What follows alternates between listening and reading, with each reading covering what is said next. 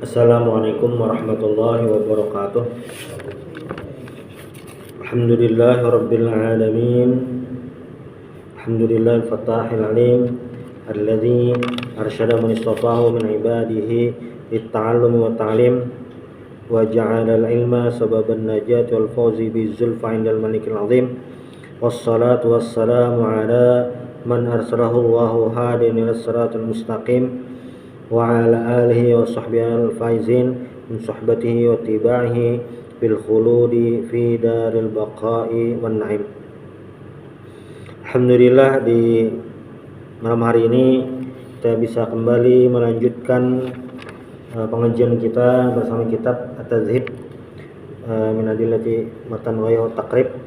Mudah-mudahan kita semua selalu mendapatkan rahmat dari Allah Subhanahu wa taala. Qala al-musannif rahimahullahu taala wa nafa'ana bi 'ulumihi wa bikum fid dharain amin. Faslun wa nafaqatul amudaini minal ahli wajibatun lil walidin wal mauludin.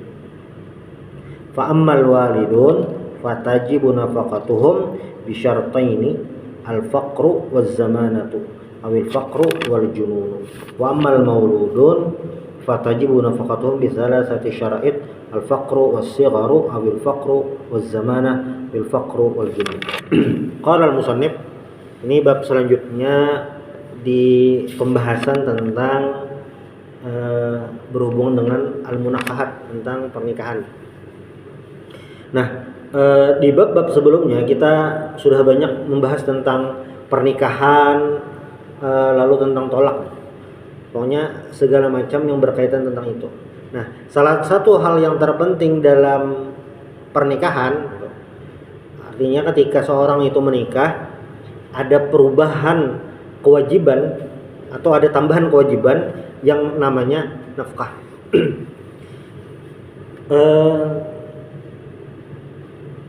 Ketika seseorang itu mau menikah, seharusnya bagi calon mempelai itu, terutama laki-laki, mengetahui kewajiban apa yang harus dilaksanakan ketika sudah menikah. Ini sebenarnya pelajaran penting ya, Pak. Nah, kenapa? Karena ketika seseorang itu mau menikah, maka ada hukum-hukum, ada kewajiban-kewajiban yang harus dia jalani berbeda dengan sebelumnya. Tambahan kewajiban. Ini yang terpenting sebenarnya dalam pernikahan. Termasuk juga dalam pernikahan itu istilah ini itu masalah parenting. Nah, kenapa itu penting? Karena menyangkut kehidupan rumah tangga, termasuk mengasuh anak pada nantinya.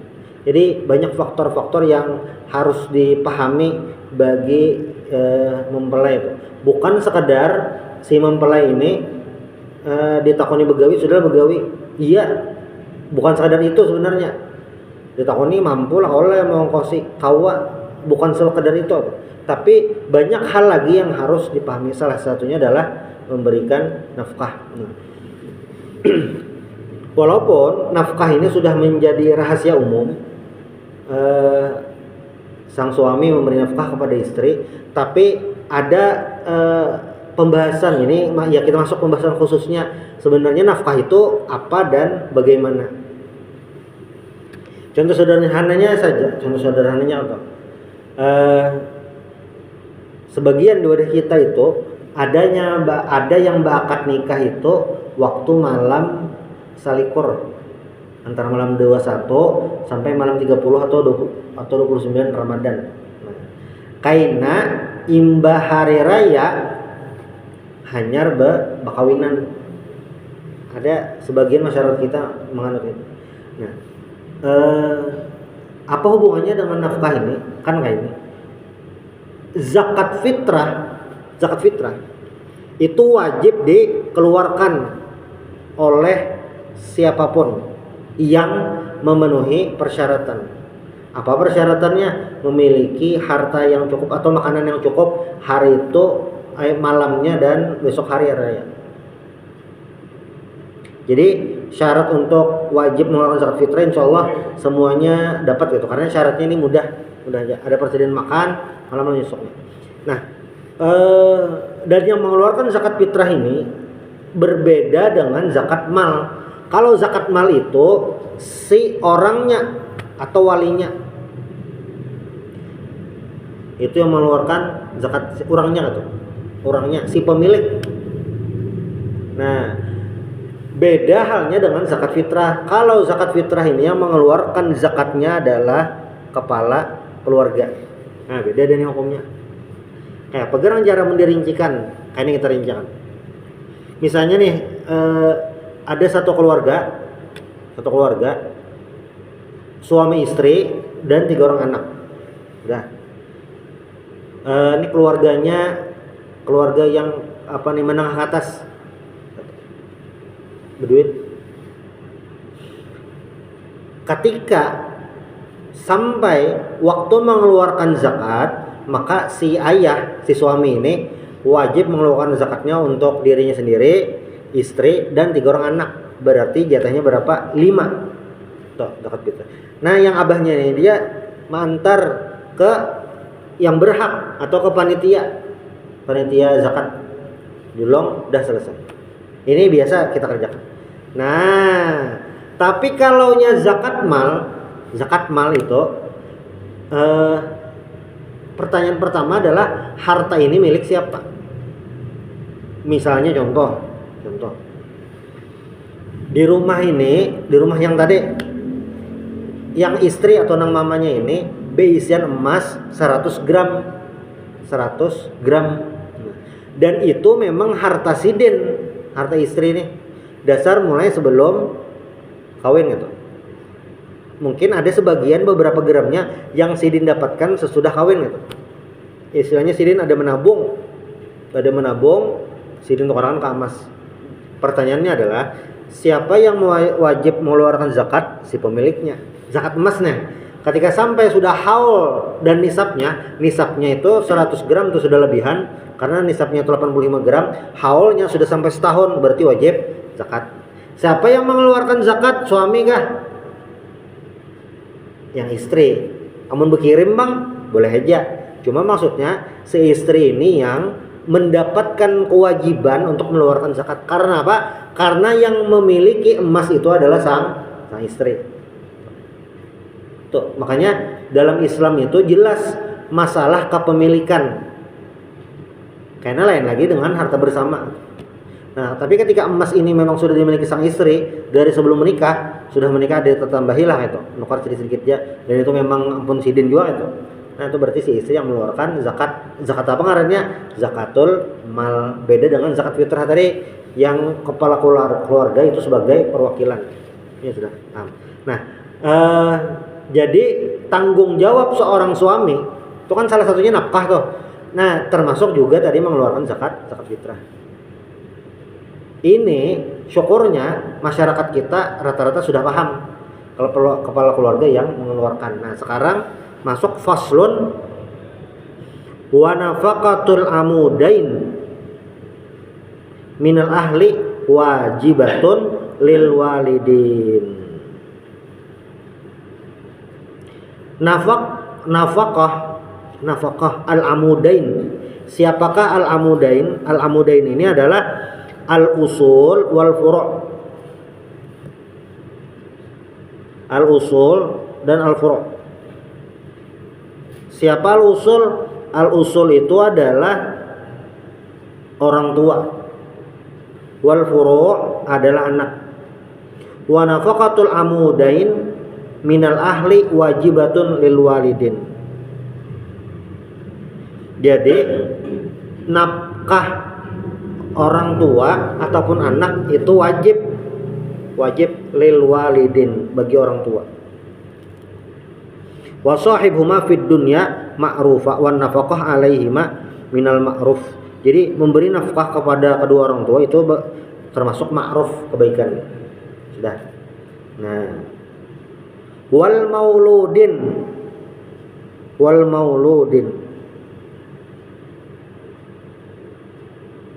Wal walidatu yurdi'na auladahun haulaini kamilaini liman arada ayyutimmar radha'ah wa 'alal mauludi lahu rizquhunna wa kiswatuhunna bil ma'ruf.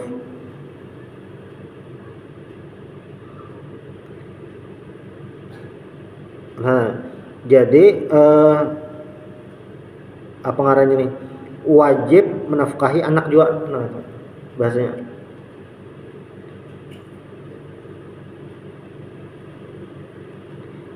Ini tentang nafkah. Jadi menafkahi orang tua lawan anak hukumnya wajib, tapi karena ada syaratnya. Yang jelas anak itu wajib dinafkahi. Berarti ketika ini hukumnya wajib menafkahi, bila ada orang yang kada menafkahi hukumnya berdosa. Nah, sederhananya. Amun ngarannya wajib inilah bayangannya tuh kita nih sama kayak sembahyang. Sembahyang itu wajib, kada digawe berdosa. Nafkah itu wajib, kada digawe berdosa. Nah, itu rumusnya supaya nyaman. Misalnya ada orang membedakan antara kewajiban sembahyang lawan nafkah itu, ya memang beda cara menunaikan kewajibannya. Cuma nih sama-sama wajib, artinya sama-sama dapat pahala ketika mengerjakan, dapat dosa ketika tidak mengerjakan. Nah, jadi ketika seseorang sebelum nikah itu ketika paham tentang nafkah itu wajib, maka ketika menikah itu sudah siap mengerjakan kewajiban ini. Jadi kada ada istilah orang amun paham ini wajib lah, kada ada istilah begana aja, kada bercari. Karena apa? Karena itu kewajiban, kada digawe berdosa. Masalah banyak atau sedikit itu lain pulang kisahnya. Cuma artinya ada yang dicari. Nah, belum lagi yang jadi persyaratan itu adalah pekerjaan atau memberi nafkahnya itu caranya yang halal. Karena nanti di akhirat, di hari kiamat, para pencari nafkah ini atau yang bertanggung jawab dalam keluarga mencari nafkah itu nanti akan ditanyakan nafkahnya ini dari mana. Jadi kewajiban yang bernama nafkah itu adalah kewajiban yang harus benar-benar ditunaikan. Ada orang begawe dapat duit, kawala langsung tuh jadi nafkah, dicek dulu, soalnya duitnya dari duit yang haram, pekerjaan yang haram. Nafkahlah itu ya memang secara aktivitas ininya menganggap nafkah, tapi sebenarnya ini adalah bagian daripada apa? Bagian daripada dosa, karena yang dicarinya itu adalah yang haram. Jadi nafkah ini sederhana, sehari-hari kita paham, sehari-hari kita sudah tahu itu bagaimana nafkah itu. Tapi sebenarnya nafkah itu bukan sekedar ada materi atau ada uang yang diberikan kepada orang yang berhak, yang ditanggung, tapi harus tahu dari mana ini berasal. Makanya dalam sebuah riwayat disebutkan itu ketika seseorang memakan yang haram itu fannaru aulabi. Nah, neraka itu paling cocok untuk orang tersebut.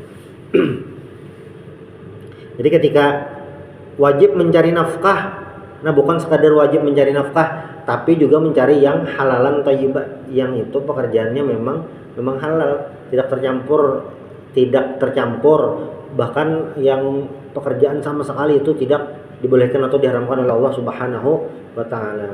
Nah,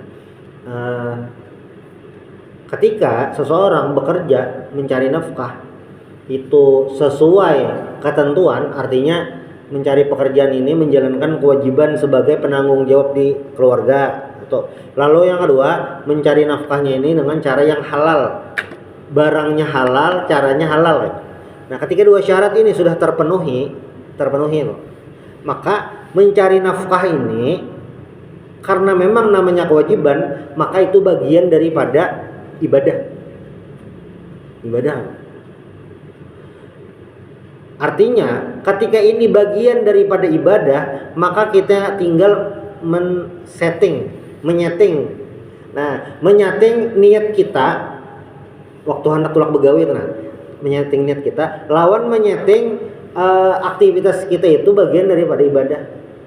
Makanya ada yang mengatakan ketika orang mencari rezeki dan meninggal termasuk mati syahid akhirat, karena ini bagian daripada ibadah. Nah, mungkin misalnya apalagi dengan situasi kita yang sekarang itu, panjangnya waktu bekerja tuh, jalanan yang sempit, maka dari pagi misalnya sampai sore kita begawi itu, nah apa aja begawiannya halal, itu adalah bagian daripada ibadah. Karena apa? Mencari rezeki yang halal. Karena apa? Menunaikan kewajiban yang bernama nafkah, bagian daripada pahala. Jadi uyuhnya begawi, jauhnya jarak yang ditempuh, itu bagian daripada ibadah. Nah, maka ketika memandang mencari nafkah itu bagian daripada ibadah, itu bagian daripada ibadah, tinggal mengaitkan dengan ibadah yang lain. Ketika mencari nafkah ini sudah pas, memang itu kewajiban, diniatkan memang menjalankan kewajiban, maka sudah seharusnya itu dikaitkan dengan ibadah yang lain. Apa ibadah yang lain? Sembahyang. Jadi mencari nafkah itu wajib, sembahyang wajib juga. Jangan sampai keasikan mencari nafkah, sembahyang kada ingat atau kada digawi. Karena ini sama-sama yang wajib. Mencari nafkah jar gesan bertahan hidup, bujur. Kewajiban itu sebutin. Sembahyang bang wajib juga. Nah, itu wajib juga. Jadi ya kewajiban itu sama sebenarnya, harus dikerjakan, jangan sampai ditinggalkan karena tinggalkan berdosa, tapi cara menunaikannya berbeda.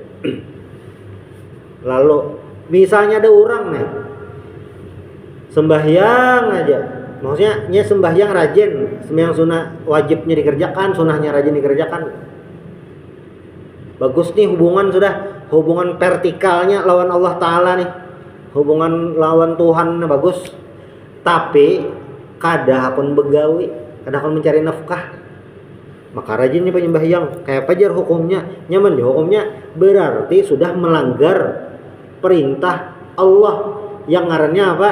Mencari nafkah. Nah, berdosa lah orang yang tadi berdosa karena kada mencari nafkah. Mencari nafkah. Jadi kadeda persyaratan Nabi itulah harus nak ayah ini ada. Jadi yang penting mencari. Makanya Nabi mencontohkan itu, ujar Nabi lah nih contoh bang. Kalaunya konteks kekinian kita sesuaikan bang, karena sudah agak ada sama lagi dah. Ujar Nabi lah, kalau ada seseorang yang dia ke hutan mencari kayu, hadisnya nggak itu. Wah ini kayaknya sudah lain bang situasinya. Cuma Nabi mencontohkan itu, mencontoh. Amun ada orang yang mencari kayu di hutan, carinya misalnya pengumpulkannya, lalu dijualnya ke pasar supaya orang menukar ini jadi kayu bakar, maka itu lebih baik daripada meminta-minta. Bisa jadi pekerjaan mencari kayu ini itu adalah pekerjaan yang secara finansial, misalnya materi ya kada terlalu banyak itu, tapi ada nilai mencari nafkah dan bekerja di sana. Nabi itu amun sampai mencontohkan, itu berarti sesuatu yang istimewa, walaupun itu hal yang kecil. Nabi itu mencontohkan, bukan sesuatu yang biasa, pasti ada makna lebih daripada itu tadi. Ya Nabi ketika orang ada ke hutan mencari kayu bakar, kalau dijualnya itu lebih baik daripada meminta-minta. Nah ini tentang bagaimana bekerja, bagaimana mencari nafkah itu, cari nafkah. Ini ada hubungannya lawan banyak atau sedikit gitu. Karena di hadis, jadi di hadis itu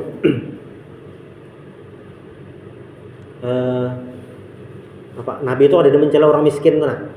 Yang Nabi cela tuh orang kada akan begawi. Nah itu. Ini dua hal yang berbeda nih. Ada orang cangkal dah begawi macam-macam, cuma tetap miskinnya. Itu kada apa-apa istilahnya. Kada berdosa itu. Yang kada boleh itu kayak putus harapan dah, kada nang kawa digawi lagi. Nah itu yang kada boleh. Tetap berusaha, itu yang diinginkan oleh Nabi ya. Ini dua hal yang berbeda. Karena apa? Jadi ada sekelompok para sahabat Nabi yang miskin datang lawan Nabi. Nabi jar, kami ini sembahyang kawa, bukan orang sugih kawa sembahyang. Kami puasa kawa, orang sugih kawa puasa. Nah, cuma lah kami ini kalahnya lawan orang sugih. Ini beberapa sahabat lah. Kami ini kadang kau bersedekah. Karena adalah amalannya nih supaya kau menyaingi buan orang sugih ini. Jar Nabi, baca ikam tasbih 33 kali sesudah sembahyang, tahmid 33 kali, takbir 33 kali. Yang baca rancak kita tasbih, subhanallah alhamdulillah Allahu akbar. Beberapa waktu kemudian datang pulang nih nang beban orang miskin. Nabi jar masalahnya pulang nang ini nah. Orang-orang sugih itu tahu bacaan tasbih, tahmid, dan takbir tadi. Berarti kan kami sama pulang nih statusnya, tetap bukan orang sugih menang karena ya bisa ada kelebihan harta. Nah, jawaban Nabi apa nah?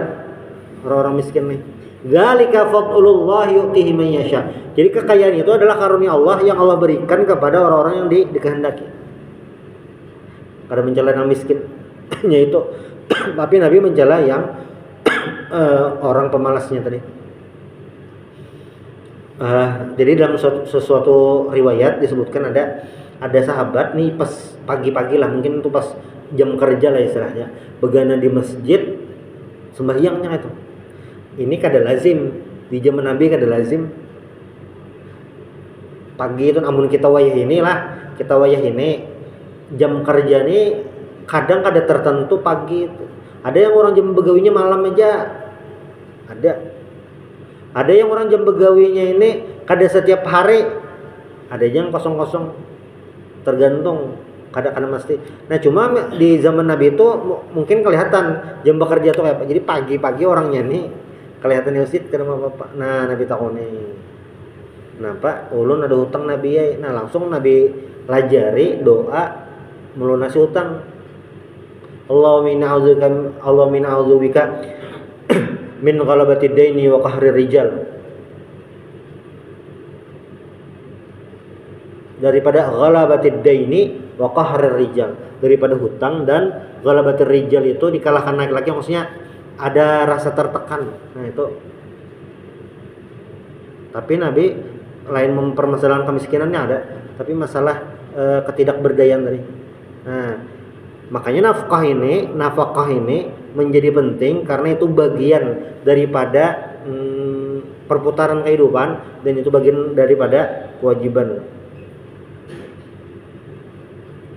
Fa'ammal walidun fatajibu nafaqatuhum bisyartain, dengan dua syarat. Apa? Al-faqru waz zamanah awil faqru wal junub. Nah ini berkaitan dengan masalah apa ngarannya nih, nafkah. Ada sebuah hadis diriwayatkan oleh Imam Bukhari dan Imam Muslim, an Aisyah radhiyallahu anha, anna Hinda binta Utsbah radhiyallahu anha qalat ya Rasulullah. Jadi ada salah seorang perempuan, ini bini Abu Sufyan, ngarannya Hindun bin Utsbah.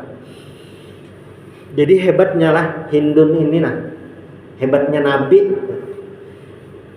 Hindun ini yang memerintahkan Wahsy membunuh Hamzah.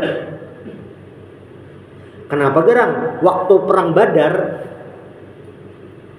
Badar, Hindun ini banyak kehilangan orang yang dicintai. Abah mati, ding sanak mati waktu perang Badar. Makanya nya sangkal banar lawan Hamzah. Sangkal banar. Lalu Hindun ini waktu perang Uhud langsung memasani Wahsy. Wahsy itu budak. Ujar Hindun bahasanya kayak ini, bilanya ikam kawa membunuh Hamzah kumerdekakan. Nah bahasanya kayak itu. Jadi waktu perang Uhud, Wahsy ini umpatan barisan kaum kafir Quraisy. Hendak membunuh Hamzah. Niatnya tuh lain hendak perang ada. Dasar niatnya hendak membunuh Hamzah. Kadang buat perang ada. Supaya apa? Dimerdekakan. Pak. perang, Wahsy mulai jauh sudah dasar mengeker Sayyidina Hamzah aja, lalu ditombak Sayyidina.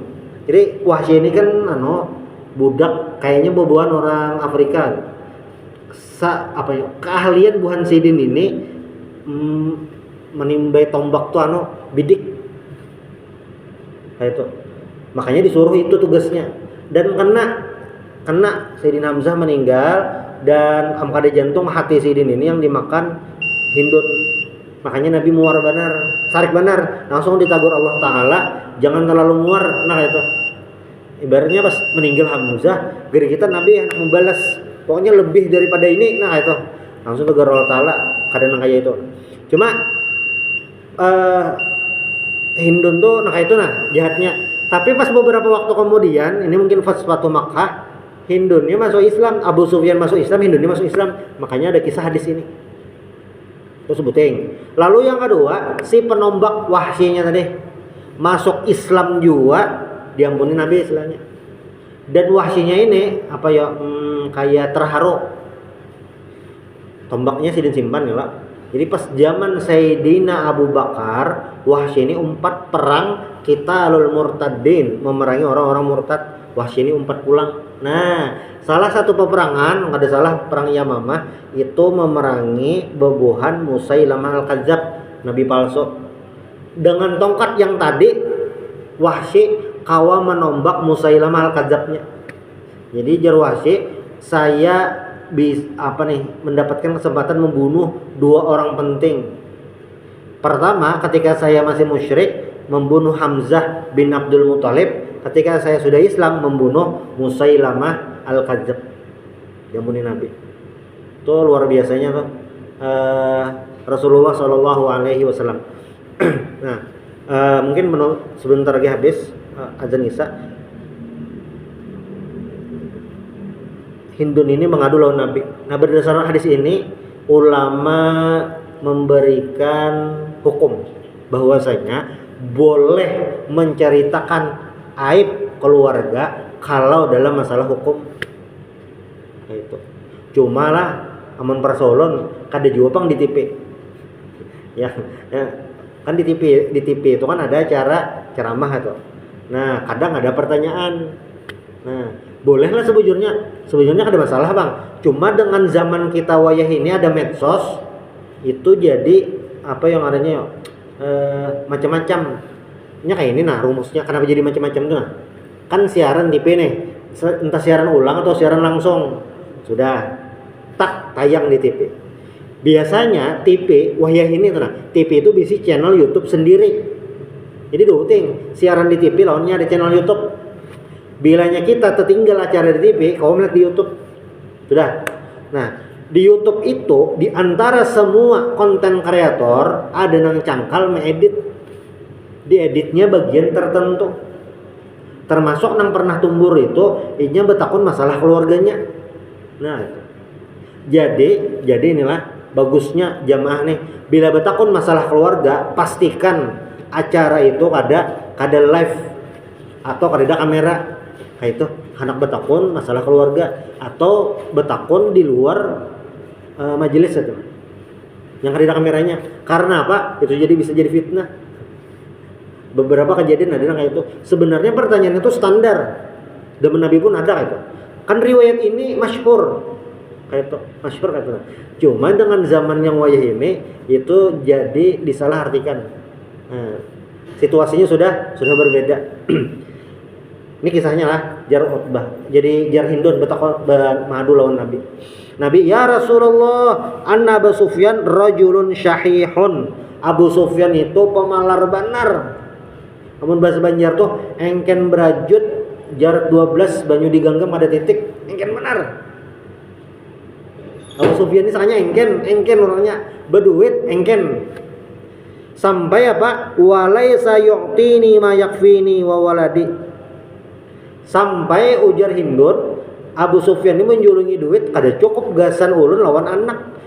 Jadi jaka ibarat sehari itu keperluan 100.000, menjulungi itu bisa 40.000 aja. Kada cukup. Nah, ujar Hindun lah nih, bagus benar nah.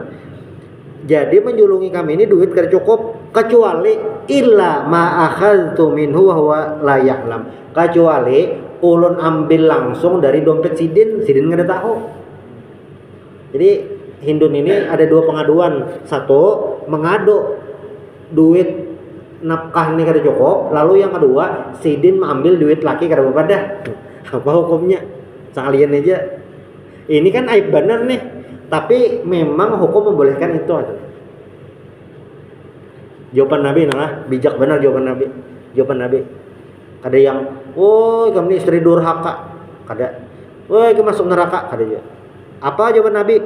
Khudzi ma yakfiki wa waladaki bil ma'ruf. Jawaban Nabi sekalinya. Ujar Nabi, silahkan ambil duit laki, silahkan ambil duit Abu Sufyan kada bebadahan. Tapi apa? Ma yakfiki, yang cukup untukmu dan anakmu bil ma'ruf. Bil ma'ruf itu dengan standar. Jadi pertanyaannya lah, bolehkah istri mengambil duit suami? Jawabannya boleh. Syaratnya apa? Sesuai keperluan. Amun sehari itu 100.000, nanti ambil 100.000. Ini karena ATM laki sidin mengikuti, lalu ambil kada diingat. Shopee Pay sehari 3 buting pakai orang mantar. Kadang itu ada. Jadi memang boleh hukumnya, memang boleh aja, tapi sesuai keperluan. Nah itu, sesuai keperluan boleh. Berdosa lah, kada berdosa, kada apa-apa. Ini syaratnya adalah nang laki kada menjulung. Tapi bila yang lakinya aman-aman aja, sesuai ketentuan, berarti hukum ini kada jadi berlaku. Boleh pulang ke hukum awal, kada boleh hukumnya. Nah. Ini hukum nafkah. Nah selanjutnya kayaknya itu di bab selanjutnya wa fa ammal walidun fatajibu nafaqatuhum bi syaratain. Bagaimana syarat dalam memberi nafkah. Nah, ini ada beberapa buting. Nah, insyaallah itu di pertemuan berikutnya. Subhanallah bihamdik asyhadu an la ilaha illa anta astaghfiruka wa atubu ilaik. Al-Fatihah.